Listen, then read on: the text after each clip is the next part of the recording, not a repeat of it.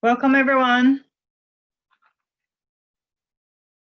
I'd like to officially welcome you guys to our Access to Finance series. This is part 1 of the series, and if you're following us on Facebook, can everyone hear me?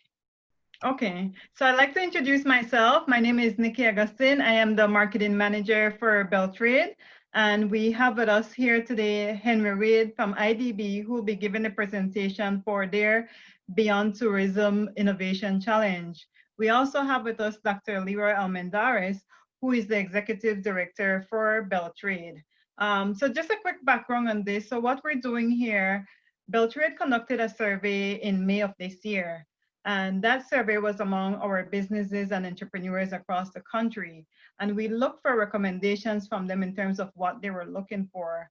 And of course, as we know, importantly, and what they were looking for was financing opportunities during this time, because what they wanted to do was save their businesses and save, most people don't want to be firing anyone, so they also wanted to save their employees.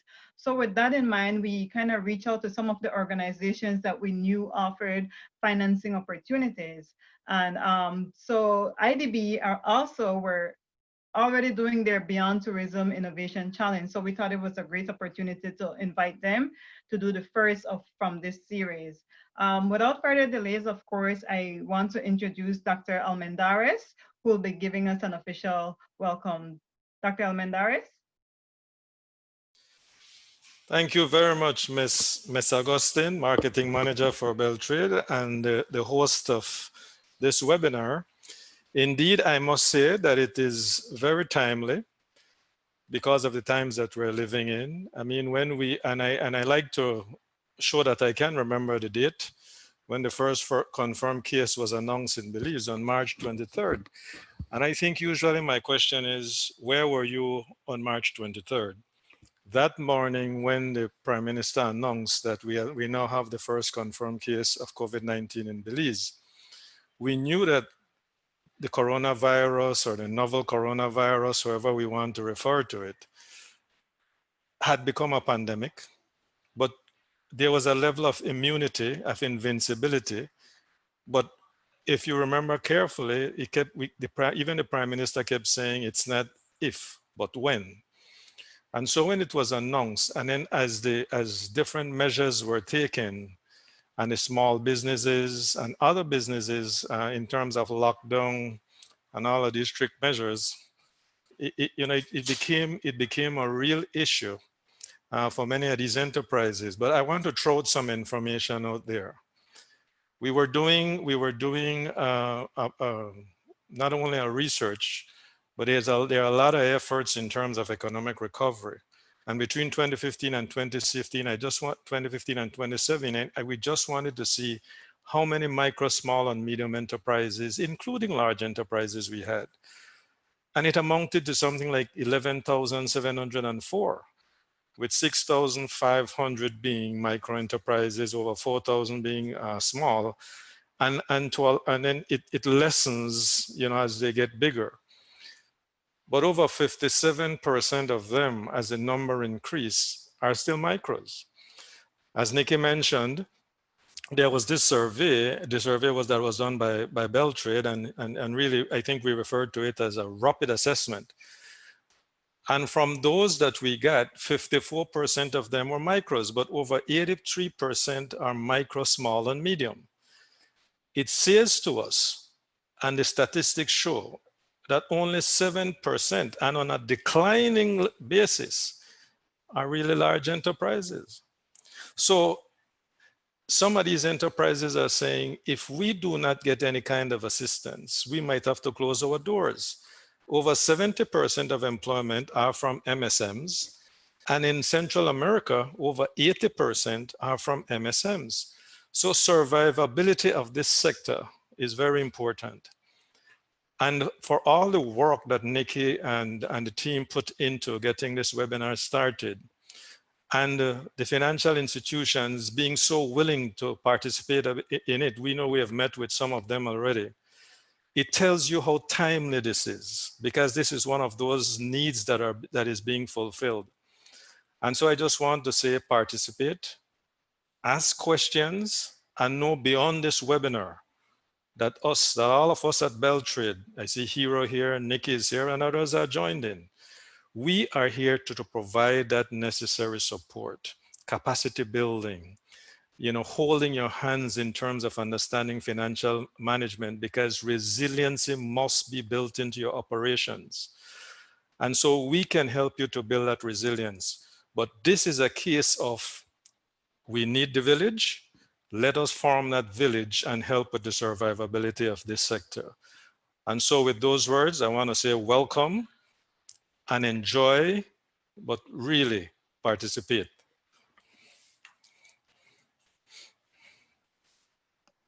Thank you very much for that, Dr. Almendares. As our ED mentioned, this the purpose of this is for you to also ask your questions. Whatever questions you have, we do have members from the Invest team here. We have members from the Export team here. And if you know, we have 2 other parts to this series that is coming up later on this month. Next week, Wednesday, we have the financing opportunities with DFC, and following that, we have the opportunities for exports with Atlantic Bank. So we have with us from IDB, as mentioned, this is part of their own production, I would say, that they're doing. So we do have with us Mr. Henry Wade, and he will be giving a short introduction, along with, from there, he jumps into the presentation. But before we get into that, I just want to mention to everyone here that you're free to ask your questions, whether on Facebook or whether in the chat here. We have 2 representatives from our Invest team who will be looking and monitoring the questions and recording them, and we'll ask that at the end of Henry's presentation. So whatever questions you have, don't be afraid, ask them, and we'll get to them a little bit later on. However, without further delay, I want to introduce Mr. Henry Wade from IDB, who will be giving us an intro and presentation. Thank you so much. Excellent words, Dr. Almendares. Thank you kindly, Nikki, for the warm welcome. I'm just going to share some brief remarks, and as Nikki mentioned, I'm going to jump into today's presentation. But first of all, we would like to thank you for the interest in the Beyond Tourism Innovation Challenge. This is a regional initiative that was recently launched by the IDB Lab, the Innovation Lab of the IDB, in collaboration with the World Tourism Organization, the WTO. Like BELTRAIDE and many other stakeholders, the IDB is acutely aware of the significant impact which the COVID-19 pandemic is having on the tourism sector of Belize, and by implication, the Belizean economy. One statistic by Standard & Poor's reflects the magnitude of the shock. S&P states that of all the tourism-dependent economies in the world, Belize is expected to be the 3rd most impacted. So that is a significant outlook. It is in this context that the IDB has launched the regional initiative Beyond Tourism Innovation Challenge in the tourism-dependent economies of the Caribbean and Central America, in an effort to support the revitalization of the tourism sector. This challenge seeks to identify, fund, and support innovative projects that will be catalysts and drivers of growth within and beyond Belize's tourism industry. The challenge is an open call to support a new wave of tech innovations in 15 dependent countries in the region, including Belize, and focuses on 2 broad categories. 1, workforce development, and 2, environmental sustainability. Importantly, the challenge also encourages alliances forged by those 15 countries and other private and public sector actors across the globe. So we invite organizations that are willing to reimagine tourism, accelerate new trends, and leapfrog to a digital economy to apply for IDB financing and join us in our journey to jumpstart the sector with the most innovative solutions.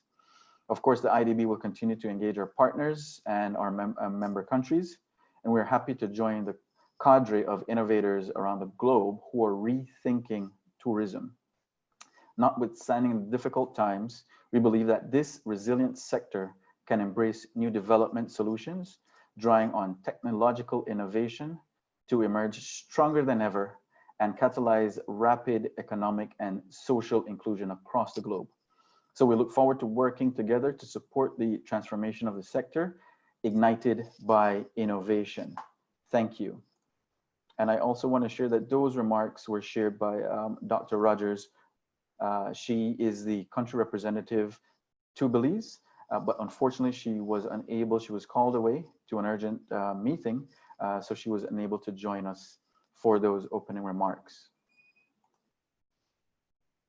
So as Nikki mentioned, I'll just jump into my presentation. Please let me know if you are indeed seeing my screen. Yes, we are. Excellent. So today I'm going to be discussing IDB Lab's Beyond Tourism Innovation Challenge. And the agenda for this afternoon is fairly straightforward, fairly brief. We're looking at number one, the challenge in terms of its basics, the geographical scope, focus areas, applicants, timeline, prizes and awards. We then move into key documents that need to be considered, the eligibility process, as well as the overall timeline for the challenge. So in the remarks shared earlier, we noted 15 countries that are eligible for the Beyond Tourism Innovation Challenge. These would include member countries from the Caribbean and Central America.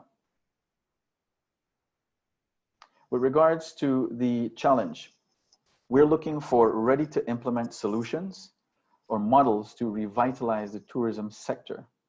Again, as mentioned earlier, two broad categories are being considered and being focused on at this time: workforce development and environmental sustainability. To dive a little bit deeper into what these mean, so workforce development is a skilled tourism workforce, which is critical for the collective success of the sector. We all know how important our human capital is.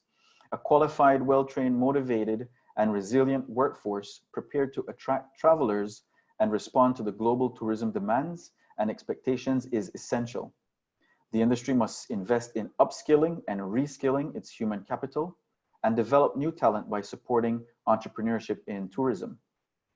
Training opportunities geared towards new product development like nature, medical, and wellness tourism should be supported. Well-prepared workforce should possess new skills useful for the recovery phase that are multidimensional, requiring a different mix of competencies that include the development of new products, marketing, market intelligence, and digital skills in general. And those last two, I'll repeat, market intelligence and digital skills, those we foresee are very vital and crucial for our context here in Belize. These new measures should be equally accessible to women, vulnerable groups, particularly youth, people with disabilities, rural and indigenous communities, to establish a more inclusive and diversified supply chain. Moving into environmental sustainability.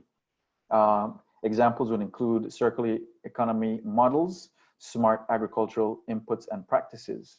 We know that increased visits to our main attractions create a greater need to preserve biodiversity, not only to reduce the visitor's footprint, but also to protect the health of the attractions. Augmented numbers of visitors in fragile destinations require safeguarding biodiversity and natural habitats, as disruptions of ecosystem can exacerbate infectious diseases. When ecosystems and species are disrupted and stressed, the risk of unleashing viruses from their natural hosts is significantly higher. Protecting nature and ensuring the sustainable use of natural resources play a significant role in the health of the tourists and the sustainable development of the sector. Businesses in tourism supply chain must also reimagine tourism amenities while protecting the environment. Measures to conserve energy, water, and efficient and co-friendly waste management processes, such as upcycling, recycling, should be embraced. transition to circular economy approaches, including agricultural and food waste management to reduce natural resource use and waste production, while designing new valuable byproducts and co-products should be adopted. Likewise, smart climate agricultural innovations are needed to meet the growing demand of sustainable food systems and the shifting of global consumption patterns, with preferences and ethics that increasingly favor local and organic production. These examples of these would include agrotourism, nature green tourism, from the sea to the table model, or farm to fork concepts. There's an opportunity to improve coordinated action across all actors, producers, distributors, consumers, among others, in the tourism value chain to enhance the resilience of the sector as a whole. And I know my colleagues in BELTRAIDE are doing some significant and very important work in some of these areas as well. So again, the focus is also on technology, cutting edge technologies. We want to see projects, pitch proposals that include the adoption of innovative technologies. The projects need to be financially sustainable in their life cycle. And they also need to demonstrate significant economic, social, and environmental impact. Now, who can present proposals, you might ask? We are looking at innovators in the current ecosystem in the sector, entrepreneurs ready to implement solutions, destination marketing organizations, private businesses, public innovation agencies, social enterprises, and NGOs. As part of the requirements, the entity must legally be registered in one of the 48 member countries. If the entity is not located in the target country, meaning if the entity is not originating from Belize, they must form a partnership with a local Belizean counterpart. And finally, there must be demonstrated expertise in the tourism sector. How does one go on to apply? The UNoodle online platform is now open, taking submissions from prospective stakeholders. And it's a fairly straightforward process where you would submit your online pitch as well as your budget. There are documents that are required as well for your application, and these would include counterpart resources. And I'll jump back to that in just a second. Registration, of course, your copy of your legal constitution, the bylaws of the executing agency, and annual financial statements from the last 2 years. Now, just jumping back real quick to counterpart resources. In the way IDB Lab structures its funding for projects, it is a 50-50 split. 50% coming from the IDB Lab, which will be cash contribution, and 50% coming from the counterpart, the executing agency. Of that 50%, the executing agency can contribute 50% of in-kind contributions and 50% of cash. So just taking a very round figure out of the air, say the project total is $100,000 US. $50,000 US will be coming from IDB Lab, and the other $50,000 should be coming from the counterpart. However, not the full $50,000 will be required in cash. The counterpart can submit $25,000 in cash and $25,000 of in-kind contributions. And for point number 5, again, as I mentioned, a collaboration or a joint venture agreement will need to accompany your documents if, again, a joint venture partnership is engaged with an entity outside of Belize. In terms of timeline, as you will know, we've already launched the challenge, Innovation Challenge. This was launched on June 15th of this year with a deadline, final submission deadline of July 31st, midnight Eastern time. This is not midnight Central time, local Belize time. This would be 10 p.m. local Belize time on July 31st, that the submission window will be closed. Thereafter, in the month of August, We're looking to review applications, conducting a pre-selection, a due diligence, and a final selection phase, with expected announcements of proposals slated for September 2020. In terms of prizes and awards, 2 categories. IDB Lab contributes financing in the form of grants or loans. These 2 awards have different makeups and different requirements. With regards to grant funding, technical cooperation funding, this is from $250,000 US to $500,000 US. These are US dollar figures. Our loans start at $500,000 US up to $2 million US. And again, I shared with you some of the financing requirements a little bit earlier. Similarly, the winning submissions will receive a wealth of knowledge and information via IDB's network, our global network of contacts and communities. And again, these form part of the prizes and awards for the innovative proposals that were selected. In terms of key documents, I do believe the guideline document has been shared publicly.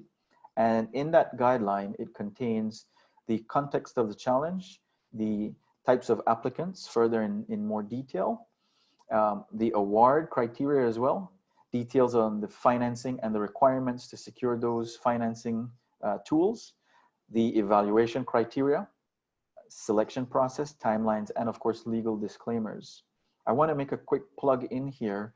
If there are further questions outside this, this webinar, please feel free to email us at beyondtourism@iadb.org. We're sourcing frequently asked questions from across the 48 member countries, and we will be conducting a virtual, the IDB Lab will be conducting a virtual Q&A session where we will be answering a multitude of these questions. So please feel free to share your questions with us via our mailbox. So jumping into what the selection process is going to look like, there will be a first round of judging, followed by a second round that will shortlist our candidates. There will be due diligence that will be done on these prospective candidates. There will be pre-analysis missions, meetings, virtual meetings with the potential candidates. We will secure expert advice from the partner, United Nations World Tourism Organization.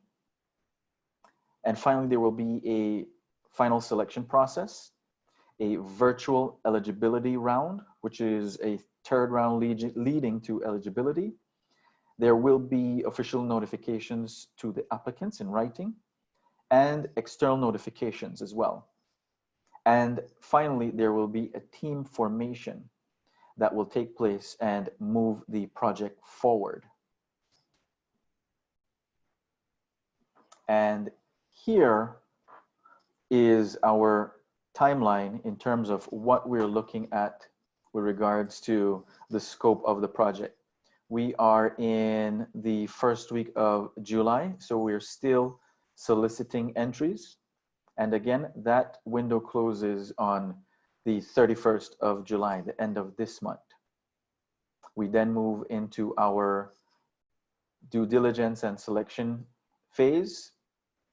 And as you can see, for the months of August and September, we're going to be busy shortlisting, reviewing, and getting in touch with prospective candidates for a final announcement and project team formation slated to take place by the second week of October. So we're well on our way into this entire process, and we're looking forward to securing some of the most innovative pitch proposals by our stakeholders here in Belize. And with that, I'm open to questions from the floor. Thank you.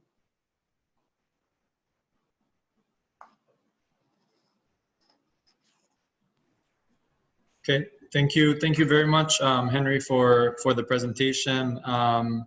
As mentioned by our moderator, we are now inviting questions on this very exciting Beyond Tourism Innovation Challenge that you've just presented to us, Henry. And we're very excited to have IDB Lab here to address the questions from our audiences, both on Facebook as well as on the Zoom chat as well. So I'm seeing here on the Facebook Live session, we have our first question, Henry, if I may. Okay. Okay, so Jamal is asking, will the support be only for tourism-related micro enterprises, or does the IDB and its partner agency have plans for providing technical or financial support for alternative industries? Right, as the name of the challenge demonstrates, yes, we're focused on tourism in this regard.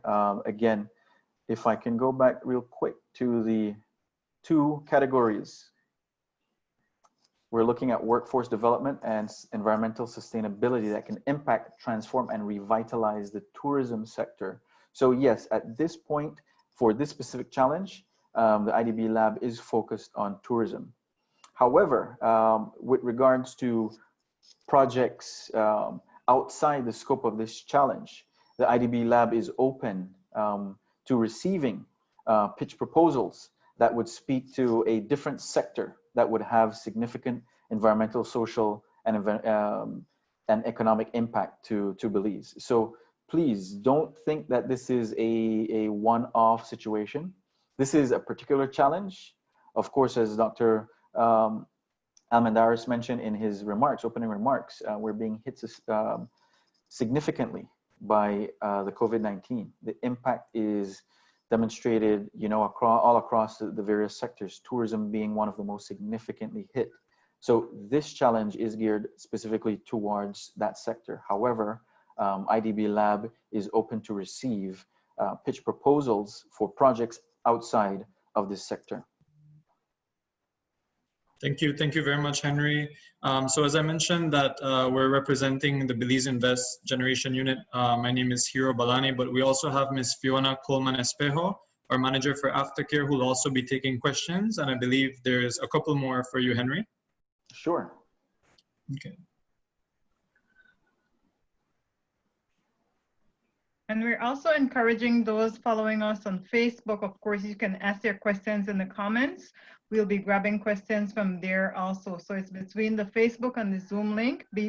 Just ask as much questions as you can. Whatever you don't understand, we're here to help you with that. Okay. Hiro, can I just add a point there? Sure. Yep, I just want, because I know the question, when you asked the question, or the question was asked whether the main focus is on tourism, there's a reason for that. When you think about tourism, for example, tourism contributes about 44% to our gross domestic product.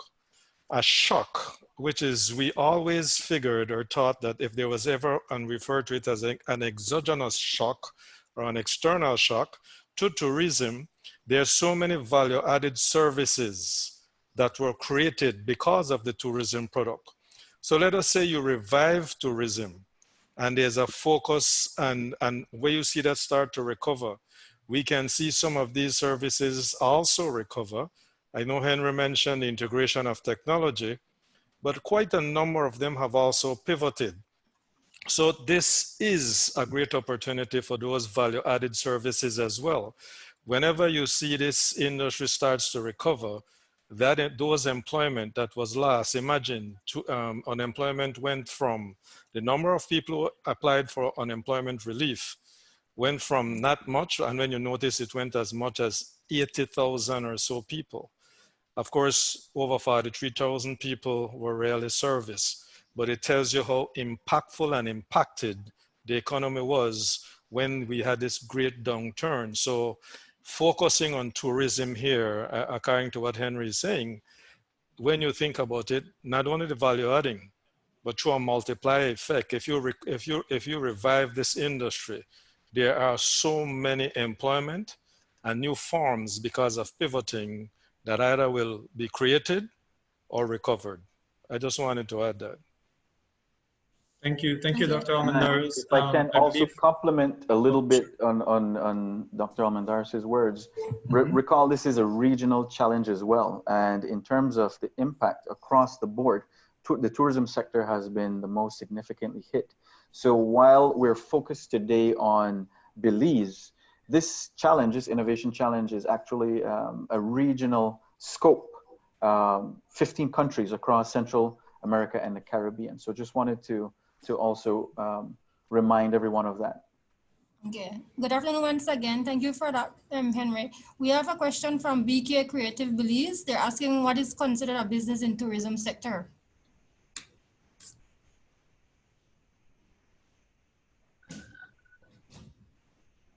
Sorry, Fiona, sorry. Yes, it's from BK Creative Belize. They're asking what is considered a business in the tourism sector.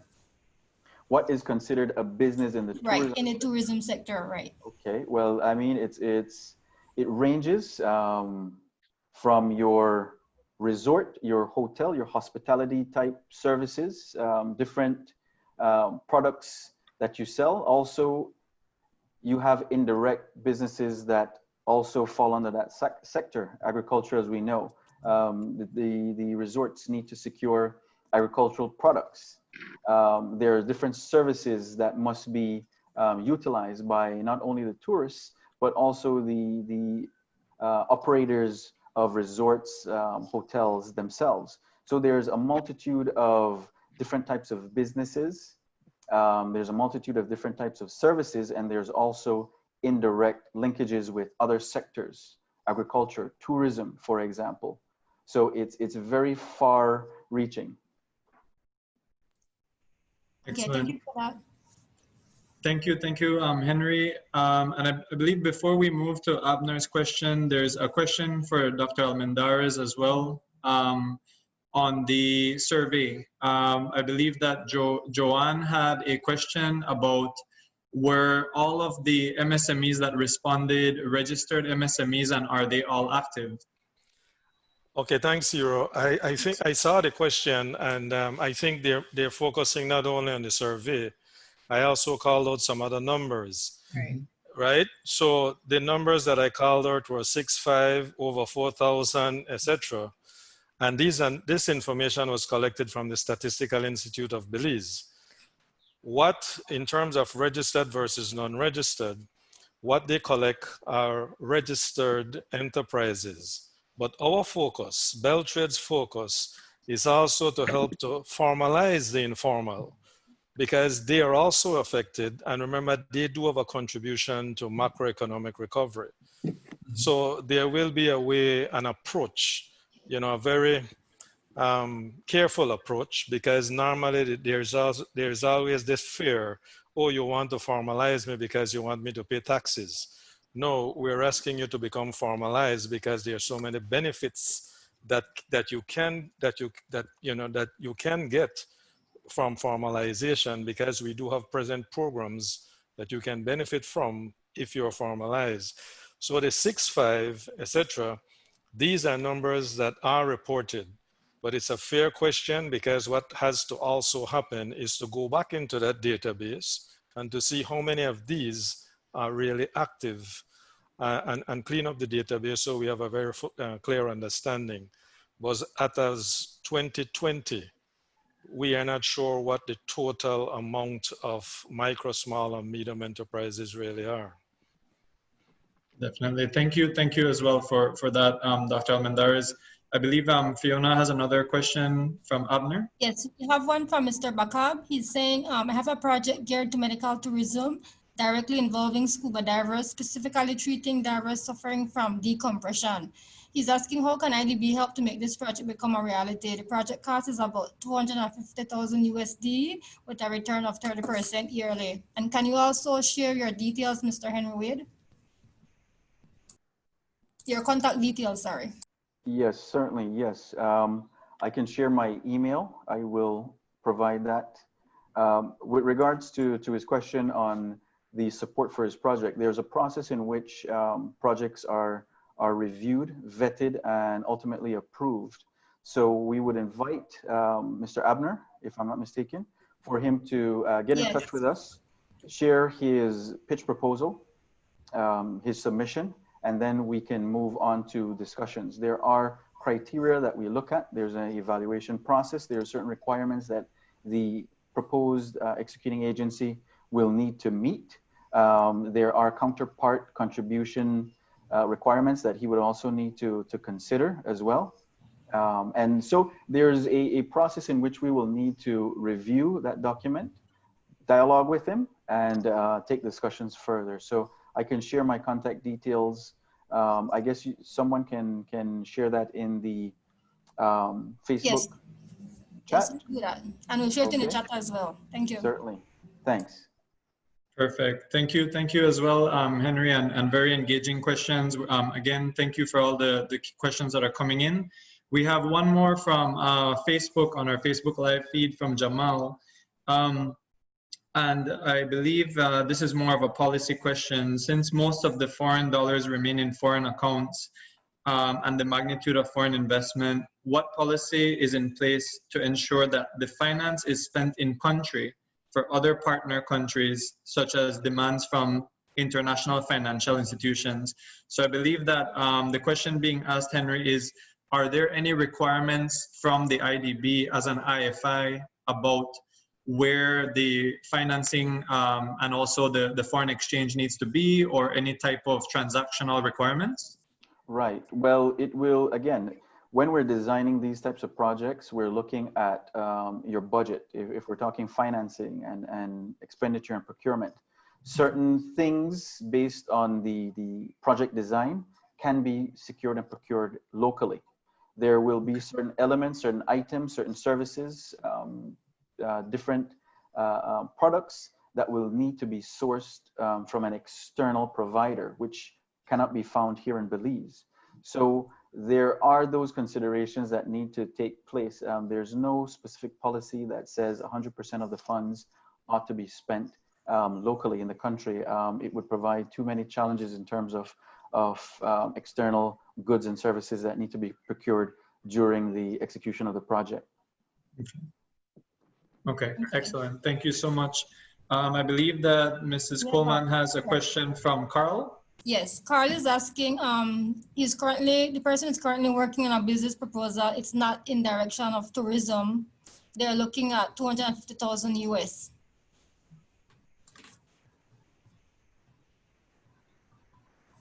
I'm sorry, I didn't get the question. Yes, it's just, the person is saying, I'm currently working on a business proposal. It is not in direction of tourism. I'm more looking at value addition. The project cost is 250,000 US. Okay, I think that's more of a comment than a question. Yes. There will definitely need to be substantial information that he would need to share, the individual would need to share in order to engage in a dialogue. Again, there's certain requirements that we will be more than happy to review with prospective clients for them to fully understand the process, become aware and understand what their requirements are, and then we can engage into further discussion. But again, please, for these types of project proposals that are outside the scope of today's webinar, I would be more than happy to engage with the persons that are interested. Okay, perfect. Thank you. Thank you as well, Henry. And again, if there are any additional questions, please feel free to indicate that on our Facebook Live feed or on the Zoom chat. We're not seeing much more, but Henry, if Joanne raised her hands, Hero. Sorry, yes. Oh, Joanne, yes. Joanne, do you have a question? Yeah, it's actually Johan, but Johan, try. okay. I appreciate it. It's Sure. all right. Go ahead, Johan. Well, thanks for this. Really appreciate BELTRAIDE doing this. But I have a question for Henry. Henry, when you're talking about the availability or the eligibility criteria of the firms that can apply for this, I was wondering what the sense is for startups, because startups don't necessarily have a lot of the capital investment, but they might have the human resource in kind that they can put into investment. So can you speak to how a startup might be able to apply, and maybe go over the eligibility criteria again, please? Right. Excellent question, Johan. Thank you for that. Yes, in terms of the question in terms of startups, what we also want to encourage is the formation of alliances or joint ventures. So while the startup might not be capital rich in its sense, it's human capital, its expertise and skill in the industry, in the sector, is vast. So we encourage joint partnerships outside of Belize as well, within the region and outside, to move the pitch proposal or the project proposal forward. Again, with regards to the criteria, yes, it will be required that the counterpart provide counterpart or in-kind contributions. This is a requirement. We can't go around that, no?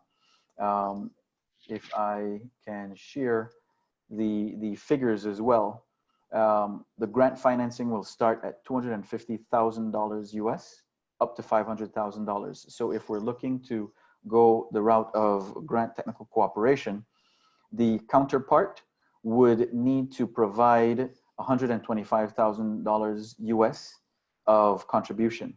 Of that, 50% can be in cash, 50% can be in kind. These are the requirements that we're looking at, because again, we're looking at solutions that are perhaps ready to implement, that are transformative to the industry. So I hope that answers your question, Johan. Yes, it certainly helps. I'm just a bit wary of the 50-50 that a startup would have to put forward. Is that ratio a stiff ratio? Is that something that can be discussed? Yes, that is traditionally how the funding operates. The funding windows operate 50-50 split. Again, this is to encourage skin in the game on the counterpart's end, to ensure that they have a stake within this project moving forward, to ensure that it's successfully executed. Again, with regards to startups, there might be some very innovative project ideas that are being developed internally within startups. But again, because of the criteria that we're looking at, we're encouraging joint partnerships or joint ventures with entities locally or outside of Belize that would fill that gap, if you will. Okay, thank you, Henry, and thank you, Johan, for that question. We have one more from BK Creative Belize. Will there be any other challenges this year from the IDB, Henry?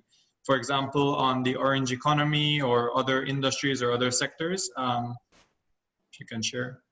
Yeah, I know that the different organs, the different units are always sharing challenges or seeking calls for proposals. So those we share on a frequent basis whenever we receive them locally. Sometimes they come from our headquarters in Washington, at other times from different jurisdictions, and we ensure that we share those diligently with our stakeholders. So while I can't speak to a second specific challenge coming up on the horizon, I know that there are certainly several in the works, and those will be shared as soon as information is made public. Thank you very much, Henry, and thank you everyone for all your questions. So we're not seeing any more on the Facebook Live feed and also on the Zoom, but if there are any additional questions, I think Johan, your hand is still up. I just want to confirm, do you have another question or? Yeah, just a quick one. If this presentation will be emailed to us? Yes. Nikki, so the presentation will be emailed to everyone who signed up. So we have your email addresses, but it's also going to be saved on our Facebook and also shared on our YouTube pages. So the presentation will be there. What I can also do, Johan, is I can share with BELTRAIDE the guidelines that they can also share with the participants today. Right. Thank you very much for that, Henry. And also we will share Henry Wade's information for those who asked about it. So we'll send that also in the email. So everything that you guys need in terms of whatever came out of this presentation will be shared with you. And if there are no other questions, Fiona or Hero? Nope, not seeing No, any not additional. seeing it from my end. Yeah. And no one else in the group here. So we're good with questions for today. Seems So I so. think that presentation was definitely well done then, Henry. Thank you. Thank you. So I just want to say again, a big thank you to Dr. Almendares and the team at BELTRAIDE for organizing this event, for showing the interest, and for also allowing us to present this important information, this important challenge to you, the public. Right. I think that's important. One of the things that we're realizing that this response is not only crucial, but it's urgent. And I think we can only find solutions if we work together. And that's one of the reasons why BELTRAIDE decided to engage with IDB. We do have a long-standing relationship with IDB. So a lot of these things are continuously shared. Along with that, as mentioned, we do have other access to finance series coming up. So while this one looked at tourism, this is a very big project, and I'm hoping that we get some responses from here and some people who are interested in it. Here our comment section are lighting up. I don't know if there are questions that are in there or. No, Nikki, it's just everyone thanking Henry for the clear presentation and for attending. So, thank you. So as mentioned, I don't know if anyone else has anything else to close off, but there are two other parts of this series that is coming up. The first is, if you can see on the screen, we have for July 8th, and that will be done with DFC. And following that, we have the one that will be done with Atlantic Bank, and that is for exporters. So that is on the 15th of July. So if there is any questions on those, you can always feel free to message us here at BELTRAIDE. Send us questions via Facebook or wherever else. I want to invite Dr. Almendares if he has any closing remarks that he wants to give for us to quickly close out. We won't take too much of your time, a little bit under an hour, so that's good. Dr. Almendares? I'll take less than 60 seconds, Nikki. Okay. Let me just say thank you first of all to the IDB, and as you mentioned, I just want to reiterate, a great partner with BELTRAIDE. We continue to engage in all realms and facets of the IDB. And so I want to say thank you to my friend Henry. Henry, what your presentation is, indeed it was clear, and I hope that this facility will be accessed by those who have participated here. I want to say thank you to Nikki and to Hero and to Fiona and the rest of the team, who decided to put this together. This is a direct output from that survey, and this is what we're doing. Try to see how we can partner with other stakeholders locally and internationally in order to satisfy some of the needs that have been created. As Nikki also mentioned, there are others, and there are other initiatives that are coming up as well that you will be hearing about. There is every intention to ensure that there is some level of recovery, not normal, because remember the old normal is dead, to exist in the new normal. And so technology will have to be a part of it. And for access to finance is the denominator. It is that dividing factor. So for me as well, it's been a pleasure to be a part and to listen to the questions, and just to simply say again, BELTRAIDE is here for you. Thank you very much for that, Dr. Almendares. As mentioned, we are all key factors in the process to build back our country. So thank you guys for being here and taking that first step. So if no other questions, no other comments, we will see you on our next session on July 8th.